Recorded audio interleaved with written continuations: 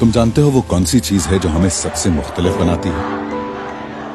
क्यों हम कभी हार नहीं मानते, कभी रुकते नहीं, थकते नहीं, डरते नहीं?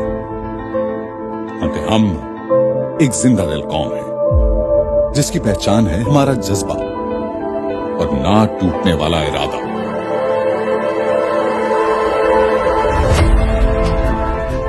मुश्किलात तो जाने के लिए आती हैं, मगर उनसे लड़ने के लिए जरूरी है एक रिश्ता, एक मजबूत ताल्लुक अवाम का, एक ऐसे लीडर से जो बोले मगर अपने काम से, जिसके दिल में वही जुनून हो जो हमें एक दूसरे से जोड़ दे, जिसकी जिंदगी का एक मकसद हो, इस मुल्क की तरक्की और इन लोगों का सुकून।